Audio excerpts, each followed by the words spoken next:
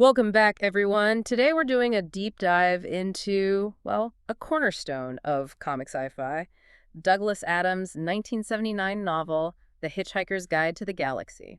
Yeah, it's quite the source material. We're looking at the, let's say, unique plot, how people reacted to it, and just how huge its cultural legacy really is. And you almost have to start with the joke embedded in the series itself, right? It's the first book in what Adams called a trilogy of 5 books. Exactly. Now, six, technically, with Yeah. Johan Colfer's edition.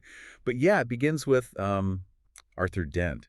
His house is getting demolished. Bad start to the day. It's worse. The whole planet, Earth, is next, demolished by Vogons. They're these unpleasant aliens building a hyperspace expressway. So Arthur's the only human survivor, Pretty much, he escapes by hitching a ride, basically, with his friend Ford Prefect. who it turns out isn't exactly from Guildford. Not quite. What? Ford's an alien researcher from somewhere near Hughes, been posing as an actor. He gives Arthur the actual Hitchhiker's Guide to the Galaxy. The electronic book. Right, the guide itself. Kind of like a cosmic Wikipedia, inspired by the old Hitchhiker's Guide to Europe. And it's got that famous advice on the cover. Don't panic, in large, friendly letters. You got it. Which is good advice because things get weird fast. They get rescued sort of by Zaphod Beeblebrox. Yeah, Zaphod, the president of the galaxy, Ford's semi-cousin. That's him. 2 heads, 3 arms, stolen spaceship called the Heart of Gold. Okay, let's talk about that ship. The Heart of Gold isn't just any ship. It has the infinite improbability drive. That sounds important. Oh, it's crucial. It's how the plot even works, really. The drive allows instantaneous travel across space. Ow. Well, not through normal physics. It passes through every conceivable point in every conceivable universe simultaneously.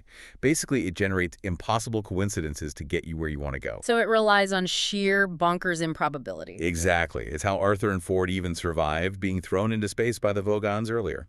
That kind of chaotic logic, it sets up the universe's biggest secret they stumble upon. Which takes them to Magrathea, the legendary planet. The very same. They specialized in, well, custom building luxury planets ages ago, went into hibernation. And this is where the big twist comes in about Earth. It wasn't just rocks and water. Not at all.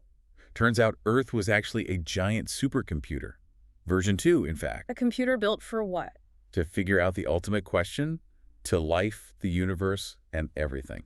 Okay, but who commissioned this computer planet? Right, this is the best part. It was commissioned by these hyper-intelligent, pan-dimensional beings Okay. who were participating in the program, running it even, Yeah. as mice. Wait, mice. The white mice from labs. Those exact mice. They were the smart ones all along, running experiments on humans, not the other way around. Yeah. Total inversion. My mind is slightly blown. So what about the answer? Well, the first computer, Deep Thought, had already calculated the answer. It took millions of years. And the answer was 42. just 42. Yep. The problem was nobody knew the actual question that 42 was the answer to. Deep Thought couldn't figure that out. So Earth was built to figure out the question. Precisely. And it was literally 5 minutes away from finishing its 10 million year calculation of the question Let me guess. when the Vogons arrived and demolished it for the bypass. Oh, the cosmic irony. So a book this, wonderfully absurd, how did it land culturally? Critics seem to love it. Oh, absolutely. They praised the superb English wit, called it ingeniously silly sci-fi satire.